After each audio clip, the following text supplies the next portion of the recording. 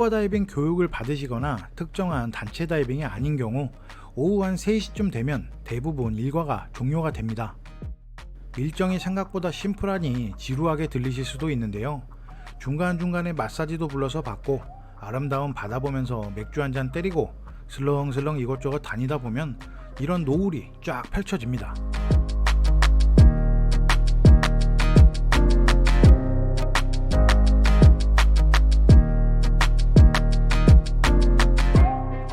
제가 얼마 전 영상에서도 말씀드렸죠. 바탄가스 서쪽의 노을은 굉장하다고요. 노을이 사라질 때쯤 어디선가 맛있는 냄새가 날아옵니다. 도대체 뭔가 하면서 가보니 역시 나네요. 삼겹살입니다. 바다 앞에서 구워지는 삼겹살 바베큐, 이건 뭐 100% 소주가 아니겠습니까?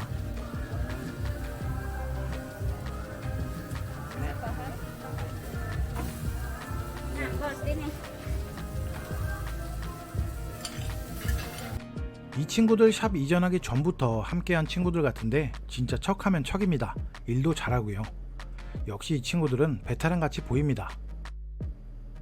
이 장면이 말이 되는 걸까요? 그림같이 펼쳐진 바다 앞에서 삼겹살에 파무침, 김치찌개까지. 오늘 한번 달려보겠습니다. 폭탄으로요.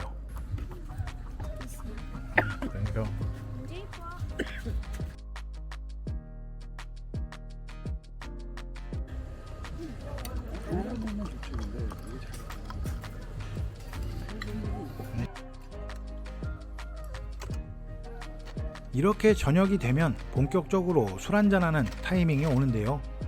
아무리 가만히 못 앉아있는 인간이라도 살짝 취해서 노을 보다가 밤에 또 별 보고 이런저런 수다 떨면 진짜 힐링은 제대로 됩니다. 좋은 사람들과 함께 있다면 더 바랄 것도 없고요.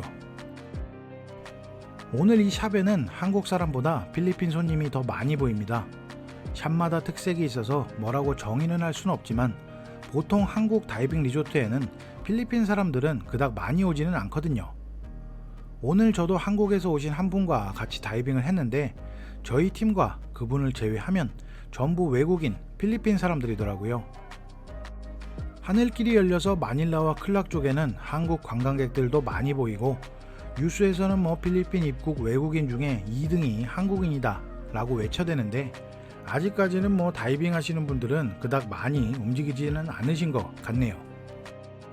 제 생각에 필리핀 사람들이 한국인이 운영하는 다이빙 샵을 찾는 이유는 아마도 뭔가 조금은 다른 서비스와 음식 때문일 것 같은데요. 다이버들도 뭐 간혹 오겠지만 대부분 사람들은 호핑 투어나 그냥 힐링하러 오는 느낌으로 많이들 찾는다고 하더라고요. 어찌되었던 간에 리조트 입장에선 현재 상황에 필리핀 사람들이 많이 찾아주는 것이 좋겠죠. 한국에서는 많이 못 들어오니까요. 그리고 필리핀 사람들이나 다른 나라 외국인들은 100페소, 200페소만 깎아줘도 좋아를 하고 컴플레인도 많이 없고 가격도 로컬 리조트보다는 비싸다 보니 방문하는 사람들의 수준도 완전히 거친 사람들은 없는 것 같고요.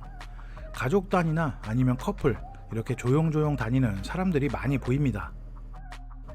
코로나 이전에 마닐라 공항에 나가보면 골프백을 들고 오는 사람보다 다이빙 가방을 들고 오는 사람들이 더 많은 시절이 있었습니다.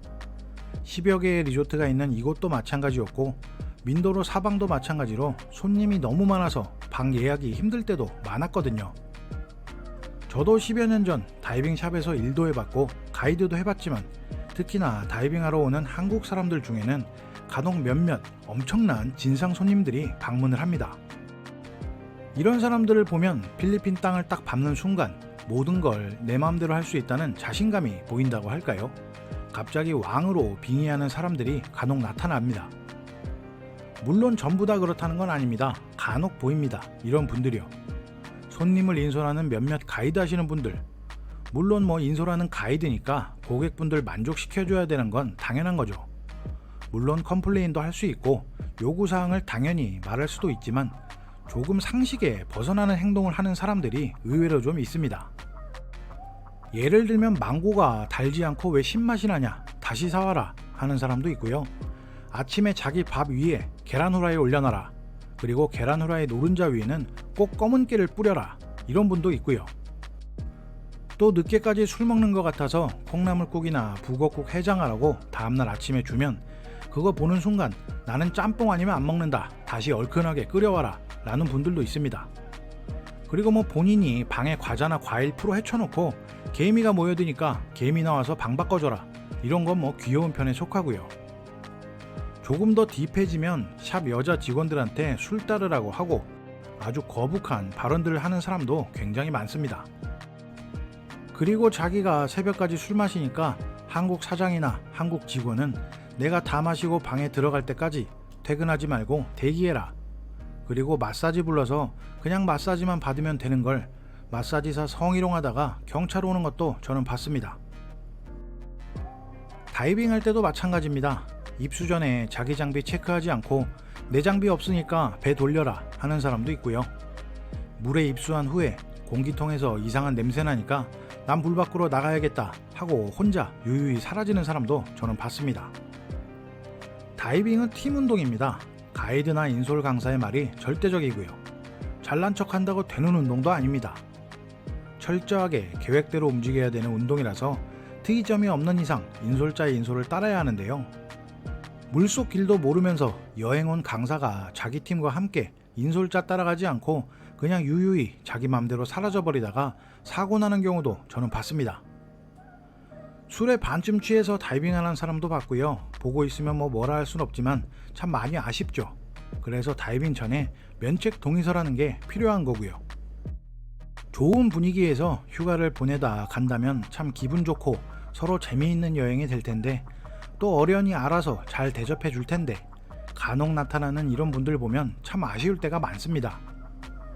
물론 저도 필리핀 처음 두세 번 방문했을 때를 떠올리면 전부 내 마음대로 되는 것 같기도 하고, 뭐 소리 안 지르면 내가 뭔가 손해보는 것 같기도 하고, 그래서 목소리 볼륨이 커졌던 진상 시절도 물론 있었는데요. 지금 그 시절을 생각하면 조금 창피합니다. 그래서 반성하고 있습니다.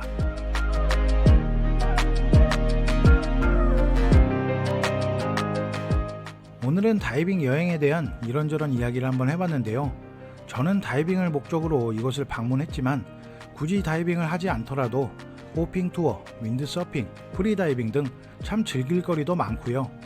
또 마닐라에서 가까우니까 방문 일정이 타이트한 분들께도 한 1, 2박 정도로 여유롭게 오실 수도 있을 것 같습니다. 또 여자친구나 가족끼리 오셔도 충분히 만족하실 것 같다고 생각이 드네요.